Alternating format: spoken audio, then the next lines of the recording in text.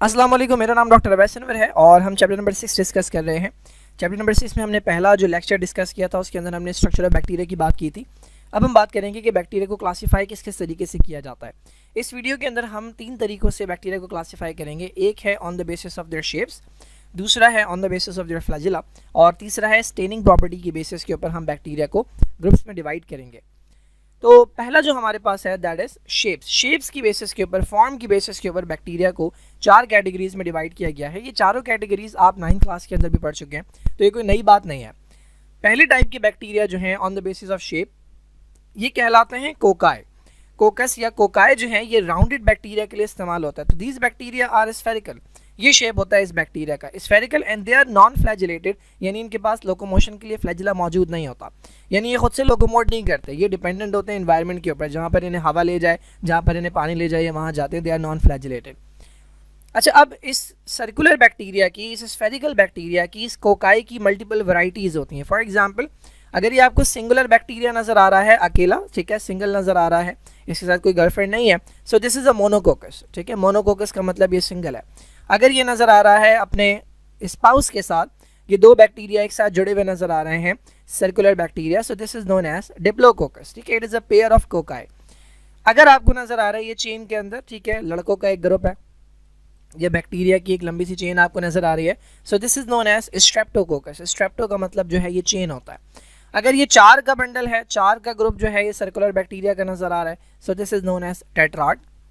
Tetrad के अंदर 4 cocci होते हैं। 4 की जगह अगर 8 हैं क्यूब की शक्ल में, जिस तरह आइस क्यूब्स होते हैं, ये 4 सामने से नजर आएंगे, 4 आपको ये पीछे नजर आएंगे। सो ये 8 का अगर एक क्यूब बना हुआ है, so this is known as sarcina. और अगर ये ग्रेप्स की तरह की अरेंजमेंट है इनकी, जिस तरह ग्रेप के अंदर इस तरह का बंच होता है, ठीक है, ऊपर ज़्यादा है फिर नीचे कम है, ये जो अरेंजमेंट है गुच्छे की शक्ल में जो होते हैं, they are known as staphylococcus. तो ये कोकाई की डिफरेंट वैरायटीज होती हैं डिपेंडिंग ऑन कि कितने सेल्स जो हैं वो एक साथ जुड़े हुए हैं और किस अरेंजमेंट के अंदर पाए जाते हैं। उसके बाद आते हैं हमारे पास रॉड शेप बैक्टीरिया। ये रॉड शेप बैक्टीरिया जो है ये कहलाते हैं बैसिलाई। अगेन सिंगल अगर है तो ये खाली बैसिलस कहलाता है, ठीक है, मोनोबैसिलस कह लें या खाली बैसिलस कह लें। अगर ये दो एक साथ लगे हुए हैं, ये एक बैसिलस है और ये दूसरा बैसिलस है, ये छोटा हो गया बेचारा, ये दो बैसिलस हैं, तो ये डिप्लोबैसिलस कहलाता है। ठीक है, it is a pair of bacilli.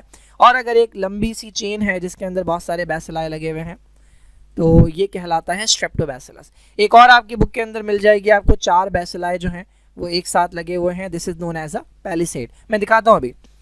Then we have another form of bacteria. अच्छा, बैसिलाई के बारे में क्या दिया? रॉड शेप, पेयर्स में हो सकते हैं, चेन में हो सकते हैं, diplobacillus, and they may be flagellated. Cocci के बारे में तो आपको पता है they are non flagellated. Bacilli जो हैं इनमें कुछ ऐसे होंगे जिनमें फ्लैजिला होगा लोकोमोशन के लिए, और कुछ ऐसे होंगे जिनके पास नहीं होगा। देन थर्ड कैटेगरी हमारे पास है स्पाइरला। स्पाइरल जो होते हैं ये स्पाइरल शेप होते हैं या कॉइल होते हैं, कॉर्क स्क्रू जिस तरह का होता है, जिस तरह स्क्रू के अंदर ये बने हुए होते हैं। ठीक है, एक स्क्रू जो होता है इस तरह का स्क्रू होता है, इसके ऊपर आपको यहाँ नजर आ रहा होता है। ठीक है, so this is screw shape जो बैक्टीरिया होते हैं ये हमारे पास स्पाइरला कहलाते हैं। ये सारे बैक्टीरिया जो हैं ये मैं एक करके अभी आपको दिखाता हूँ, एक्चुअल डायग्राम्स भी दिखाऊंगा। And the last one is vibrio. ये चौथी वैरायटी होती है बैक्टीरिया की, विब्रियो या कॉमा से समझ आ रहा है, ये कॉमन शेप बैक्टीरिया होते हैं। ठीक है, तो ये इस तरह के बैक्टीरिया होते हैं, इनके पास भी फ्लैजिला हो सकता है। तो ये जो फ्लैजिला आपको नजर आ रहा है, इसकी एग्जाम्पल इन्होंने दी हुई है विब्रियो कॉलरा। ये आप चैप्टर नंबर 12 के अंदर न्यूट्रिशन का जो चैप्टर है उसमें एक बीमारी पढ़ेंगे जिसे कॉलरा कहते हैं, तो वो इस बैक्टीरिया से होती है जिसे विब्रियो कॉलरा कहा जाता है। अब पहले मैं आपको आपकी बुक की डायग्राम दिखा दूं। ठीक है, तो ये माइक्रोकोकस नहीं है, ये मोनोकोकस है। ठीक है, सिंगल सिंगल आपको नजर आ रहे हैं। ये डिप्लोकोकस है, दो नजर आ रहे हैं। ये टेट्राकोकस या टेट्राड जिसे कहा है, 4 एक साथ हैं। ये आपके पास सार्सिना है जिसके अंदर 8 हैं। ये आपके पास स्ट्रेप्टोकोकस है जिसमें लंबी सी चेन है, और ये अंगूर के गुच्छे की तरह स्टेफिलोकोकस है। ये सिंगुलर बैसिलस है, रॉड शेप, ये डिप्लोबैसिलस है, ये स्ट्रेप्टोबैसिलस है, और ये 4 एक साथ है, this is known as a palisade. ये स्पाइरला है। ठीक है, स्पाइरला इस तरह के स्क्रू शेप बैक्टीरिया होते हैं। एंड दीज आर विब्रियो, जिसके अंदर जो ये कॉमा शेप बैक्टीरिया है जिसके अंदर ये फ्लैजिला मुझे नजर आ रहा है। ये हमारे पास एग्जाम्पल है, ये रॉड शेप बैक्टीरिया की एग्जाम्पल है, इसको छोड़ दें। तो एक एक करके ये शेप्स देख लें। ये एक्चुअल माइक्रोस्कोप की डायग्राम है। ये जो छोटे छोटे डॉट नजर आ रहे हैं आपको, ठीक है, ये हमारे पास कोकाई होते हैं, सर्कुलर से बैक्टीरिया। ठीक है, ये माइक्रोस्कोप के अंदर आपको नजर आ रहा है, गुच्छे बने हुए हैं बहुत ज़्यादा। ठीक है, अच्छा, ये हमारे पास बैसिलाई होते हैं, ये छोटे छोटे रॉड लाइक स्ट्रक्चर जो आपको नजर आ रहे हैं यहाँ पर, अगर आप देखें तो क्लियर नजर आ रहा है, बट ये एक्चुअल डायग्राम है जिस तरह की ये क्लियरली नजर आते हैं माइक्रोस्कोप के नीचे rod like structure. So these are bacilli, ये लंबी लंबी चेन्स के अंदर आपको नजर आ रहे हैं। This is streptobacillus. Then we have spirilla, ये अगर आपको डायग्राम नजर आ रही हो तो दिस इज एक्चुअली स्पाइरला, ठीक है। ये इस तरह के स्पाइरल शेप बैक्टीरिया होते हैं, कहीं और इन्होंने नहीं दिखाई हुई। ये जो आपको नजर आ रहे हैं these are spirilla. And the last one is vibrio, ये जो कॉमन शेप बैक्टीरिया हैं जिसके साथ फ्लैजिला लगा हुआ है। समवॉट ये नज़र आ रहे हैं कि ये उनकी तरह के हैं, बैसिलस की तरह के हैं, लेकिन ये थोड़े से कॉइल्ड हैं। बैसिलस जो होते हैं वो बिल्कुल स्ट्रेट रॉड की तरह होते हैं, ये जो हैं ये कॉइल्ड हैं, कॉमा की तरह के हैं जिसके अंदर फ्लैजिला अटैच हुआ हुआ है। So these are types of bacteria, इस तरह से बैक्टीरिया को क्लासीफाई किया जाता है on the basis of shapes. अब सवाल ये है कि बैक्टीरिया को इस तरह से क्यों क्लासिफाई कर रहे हैं, क्योंकि बैक्टीरिया को एक्चुअली क्लासिफाई करना बहुत मुश्किल होता है। उसका रीज़न क्या है कि बैक्टीरिया की जो रिप्रोडक्शन है वो एसेक्सुअल होती है। अब देखिए, यूजुअली जो क्लासिफिकेशन आपने पढ़ी थी चैप्टर नंबर 5 के अंदर, आपने पढ़ा था कि जो बेसिक यूनिट होता है क्लासिफिकेशन का वो स्पीशी होता है, और स्पीशीज़ को मिलाकर आप क्लोजली रिलेटेड स्पीशी को मिलाकर जीनस में रखते हैं, फिर जीनस को फैमिली में रखते हैं, फिर ऑर्डर में रखते हैं। लेकिन बैक्टीरिया को आप स्पीशी में क्लासीफाई नहीं कर सकते, क्योंकि स्पीशी का जो मेन पॉइंट था वो ये था कि ऐसे मेंबर्स जो आपस में क्या कर सकें, इंटरब्रीड कर सकें, रिप्रोडक्शन कर सकें और फर्टाइल ऑफस्प्रिंग पैदा कर सकें, वो एक स्पीशी कहलाता है। अब उसके लिए लाजिम है कि सेक्सुअल रिप्रोडक्शन हो, बैक्टीरिया में होती ही ये सेक्सुअल रिप्रोडक्शन है, तो जो स्पीशी की डेफिनेशन है वो बैक्टीरिया के ऊपर अप्लाई नहीं होती। तो बैक्टीरिया को डिफरेंट क्राइटेरिया, डिफरेंट तरीकों से क्लासीफाई किया जाता है। एक तरीका हम देख चुके हैं शेप्स, एक तरीका लोकोमोशन, पिगमेंट है, स्टेनिंग प्रॉपर्टीज़ हैं, न्यूट्रिएंट रिक्वायरमेंट्स हैं, और अपीयरेंस ऑफ बैक्टीरियल कॉलोनीज है। हमने यहाँ 3 चीज़ों की बात करनी है, एक शेप की जो हम कर चुके हैं, दूसरी अब हम बात करने जा रहे हैं on the basis of flagella. तो फ्लैजिला की बेसिस पे बैक्टीरिया को 5 कैटेगरीज के अंदर क्लासीफाई किया जाता है। बहुत आसान है, ये हमारे पास एक बैक्टीरिया का सेल है, क्या इसमें कोई फ्लैजिला नजर आ रहा है? नहीं नजर आ रहा। तो बैक्टीरिया विदाउट फ्लैजिला जो है ये कहलाते हैं एट्राइकस। ट्राइकस का वर्ड समझ लें, फ्लैजिला के लिए है और ए का मतलब है विदाउट। अगर इसी बैक्टीरिया के अंदर एक जगह पे आपको एक फ्लैजिला नजर आ जाए तो ट्राइकस के आगे लगा देंगे मोनो, एक फ्लैजिला। अगर ये आपको एक पॉइंट के ऊपर बंडल नजर आ जाए, पहले एक था अब एक पॉइंट के ऊपर, एक पोल के ऊपर बंडल नजर आ रहा है, तो this is known as lophotrichous, ठीक है। अगर आपको ये बंडल दोनों तरफ नजर आए, इस तरफ भी बंडल नजर आए और इस तरफ भी बंडल नजर आए, so this is known as amphitrichous. Amphi का मतलब होता है डोल, तो ये दोनों तरफ आ गया। और अगर किसी बैक्टीरिया के अंदर आपको हर तरफ फ्लैजिला नजर आ रहे हैं, यानी पूरी बॉडी के ऊपर, पूरे सेल के ऊपर हर तरफ फ्लैजिला निकले हुए हैं, so this is known as peritrichous. Peritrichous, peri का मतलब होता है अराउंड, ठीक है। तो ये बैक्टीरिया जो है इसके अराउंड हर तरफ से, किसी एक पॉइंट पर नहीं है, हर तरफ से फ्लैजिला निकले हुए हैं, so this is called peritrichous. तो ये क्लासिफिकेशन हो गई on the basis of flagella. इसको देख लेते हैं यहाँ पे। विदाउट एनी फ्लैजिला क्या कहलाते हैं? एट्राइकस। उसके बाद अगर एक सिंगुलर पोलर फ्लैजिला में एक तरफ फ्लैजिला है, सिंगल मोनोट्राइकस। अगर एक बंडल है तो लोफोट्राइकस। अगर दोनों तरफ बंडल है तो एम्फीट्राइकस। और अगर चारों तरफ फ्लैजिला हैं तो ये कहलाता है पेरीट्राइकस। ज़्यादातर बैसिलाई जो होते हैं रॉड शेप और स्पाइरल जो होते हैं, ठीक है, इनके पास फ्लैजिला होता है। बाकी कोकाई के पास तो होता ही नहीं है, और विब्रियो के पास भी फ्लैजिला जो है वो मौजूद होता है। तो दो तरह से क्लासीफाई कर लिया। एक छोटी सी क्लासिफिकेशन और है, मैं पहले भी बता चुका हूँ कि बैक्टीरिया को क्लासीफाई किया जाता है एक बहुत बड़े ग्रुप में जिसे कहते हैं यू बैक्टीरिया। ये कहलाते हैं ट्रू बैक्टीरिया, ये मॉडर्न बैक्टीरिया हैं। और एक बैक्टीरिया वो हैं जो ओल्ड बैक्टीरिया हैं, एंशिएंट पुराने बैक्टीरिया हैं, इन्हें कहा जाता है आर्के बैक्टीरिया। इनके दरमियान बहुत सारे डिफरेंसेस हैं, लेकिन एक डिफरेंस हम डिस्कस कर चुके हैं। सेल वॉल दोनों के पास होती है, लेकिन इनकी सेल वॉल के अंदर जो मॉलिक्यूल पाया जाता है वो है पेप्टाइडोग्लाइकन। इनकी सेल वॉल के अंदर ये पेप्टाइडोग्लाइकन एब्सेंट होता है। तो ये बात आपने याद रखनी है कि यू बैक्टीरिया और आर्के बैक्टीरिया के अंदर एक डिफरेंस जो है वो आपने ज़रूर याद रखना है, वो है कि आर्के बैक्टीरिया की सेल वॉल में पेप्टाइडोग्लाइकन नहीं पाया जाता। अब आ जाते हैं इस छोटे से पॉइंट के ऊपर। इसके ऊपर थोड़ी सी बात मैं पहले भी कर चुका हूँ। ग्राम पॉजिटिव और ग्राम नेगेटिव का वर्ड जो है ये आपने पिछली वीडियो के अंदर सुना हुआ है। क्रिश्चियन ग्राम जो है ये एक अदद बंदा था कि जिसने बैक्टीरिया को क्लासिफाई करने के लिए कलर्स का इस्तेमाल किया। तो इसने बैक्टीरिया को डिवाइड किया दो तरह के ग्रुप्स के अंदर। एक इसने कहा ग्राम पॉजिटिव बैक्टीरिया, ये पर्पल कलर लेते हैं, और दूसरे बैक्टीरिया वो हैं जिन्हें कहा जाता है ग्राम नेगेटिव बैक्टीरिया, ये पिंक कलर लेते हैं। अब ये होता क्या है इसको डिस्कस करते हैं। ये जो पर्पल कलर है इसका जो नाम है, पर्पल कलर जो डाई है जो इस्तेमाल की जाती है, that is called methylene blue. This is methylene blue. और ये जो पिंक कलर वाली डाई है दिस इज नोन एज सैफरनिन। ठीक है, जिस तरह आपके घर में नील होती है ना, तो उस नील का एक नाम होता है, रॉबिन नाम होता है आई थिंक। तो बिल्कुल इसी तरह यहाँ पर ये जो नीला कलर है इसका नाम है, पर्पल कलर है इसका नाम है मिथाइलिन ब्लू, और ये जो पिंक कलर है इसका नाम है सैफरनिन। तो हमारे पास स्टेनिंग का जो प्रोसेस है वो कुछ इस तरह का है।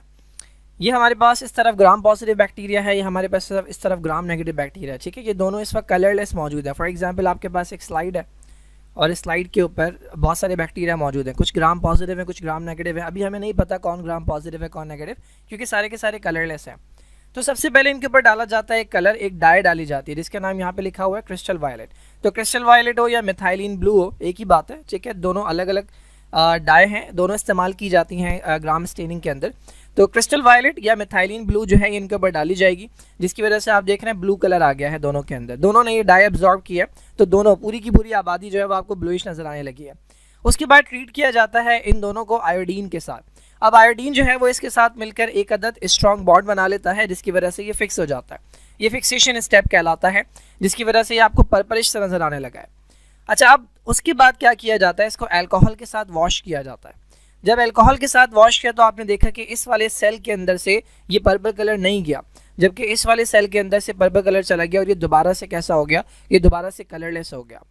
तो जिन बैक्टीरिया के सेल्स ने पर्पल कलर अपना लूज नहीं किया ये कहलाते हैं ग्राम पॉजिटिव, और जिन्होंने अपना पर्पल कलर यूज कर लिया ये कहलाते हैं ग्राम नेगेटिव। इसके बाद क्या किया जाता है, एक और स्टेन डाला जाता है जिसे हम कहते हैं सैफरनिन। ये पिंक कलर का स्टेन होता है। तो जिनके पास पर्पल कलर है वो तो पर्पल ही रहेंगे, जिन्होंने कलर लूज कर दिया था वो ये वाला कलर ले लेते हैं और हम इन्हें कहते हैं कि these are gram negative bacteria. तो ये डिफ्रेंशिएट किया जाता है on the basis of colours they are taking. एक ग्राम पॉजिटिव है जो पर्पल कलर लेते हैं, छोड़ते नहीं है। एक ग्राम नेगेटिव जो पर्पल कलर लेकर छोड़ देते हैं और उसके बाद फिर दूसरा कलर लेते हैं जिसे हम कहते हैं सैफरनिन।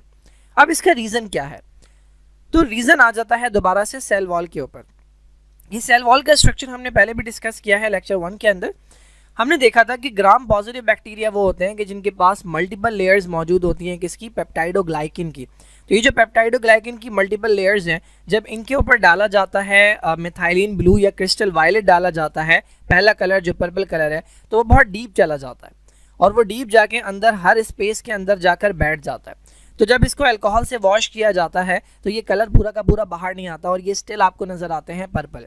अगर बहुत ज़्यादा देर तक अल्कोहल छोड़ दिया जाए तो ये भी कलरलेस हो जाएंगे। ये बात याद रखने वाली है। ऐसा नहीं है कि अगर अल्कोहल को घंटों तक छोड़ दिया जाए तो ये नहीं जाएंगे।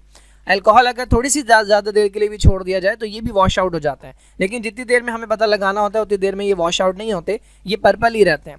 जबकि इनके पास चूँकि पेप्टाइडोग्लाइकिन की लेयर्स कम है, बहुत कम है, इसकी वजह से इनके पास जो कलर जाता है वो फिर अल्कोहल से वॉश आउट हो जाता है, वापस चला जाता है, तो ये दोबारा से कलरलेस हो जाता है।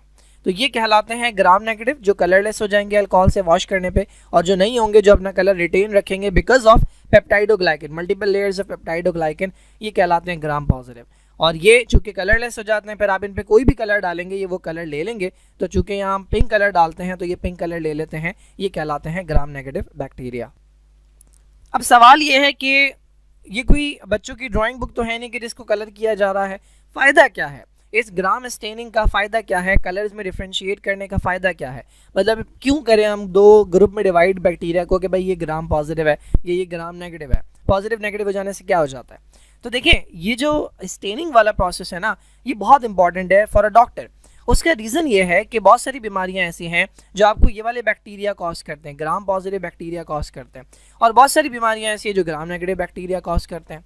अब जो एंटीबायोटिक्स होती हैं, कुछ एंटीबायोटिक ऐसी होती हैं जो मेनली कवर करती हैं ग्राम पॉजिटिव को, यानी इनको किल करती हैं, ग्राम नेगेटिव के ऊपर उनका कोई खास असर नहीं होता। और कुछ एंटीबायोटिक ऐसी हैं जो ग्राम नेगेटिव के ऊपर असर रखती हैं, ग्राम पॉजिटिव के ऊपर नहीं रखती। तो अगर डॉक्टर को ये पता हो कि जो बीमारी हो रही है वो किस बैक्टीरिया से हो रही है, ग्राम पॉजिटिव या ग्राम नेगेटिव से, तो वो आपको अप्रोप्रिएट एंटीबायोटिक दे सकता है। यूजुअली हमें पता होता है, डॉक्टर को पता होता है कि कौन सी बीमारी कौन से बैक्टीरिया से होती है और उसके खिलाफ कौन सी एंटीबायोटिक असर करती है। फॉर एग्जाम्पल, आप एक बीमारी के साथ आते हैं जिसके बारे में आइडिया नहीं है कि ये किस तरह के बैक्टीरिया से हो रही है, तो ये टेस्ट करवाने के लिए भिजवाया जाता है कि बैक्टीरिया कौन सा है। तब तक आपको जो एंटीबायोटिक दी जाती है वो दी जाती है ब्रॉड स्पेक्ट्रम। ब्रॉड स्पेक्ट्रम वो होती है जो मुख्तलिफ तरह के बैक्टीरिया को, ग्राम पॉजिटिव और ग्राम नेगेटिव को मिलकर कवर करती है, बहुत सारे बैक्टीरिया को मारने की एबिलिटी रखती है। और एक बार जब टेस्ट का रिजल्ट आ जाता है और पता लग जाता है कि कौन सा बैक्टीरिया है, तो फिर खास उस पर असर करने वाली एंटीबायोटिक जो है वो दी जाती है। तो ये जो ग्राम स्टेनिंग है, ग्राम पॉजिटिव और ग्राम नेगेटिव में डिवीजन है, ये बेसिकली ट्रीटमेंट के अंदर हेल्प करती है डॉक्टर को। तो इस तरह से हम बैक्टीरिया को क्लासीफाई करते हैं। हमने 3 तरह से क्लासीफाई किया, शेप की बेसिस के ऊपर, फ्लैजिला की बेसिस के ऊपर और स्टेनिंग की बेसिस के ऊपर। नेक्स्ट हम क्लासीफाई करेंगे बैक्टीरिया को रिप्रोडक्शन की बेसिस के ऊपर। रिप्रोडक्शन के हम टाइप्स देखेंगे बैक्टीरिया में, रेस्पिरेशन की बेसिस के ऊपर हम क्लासीफाई करेंगे और न्यूट्रिशन की बेसिस के ऊपर।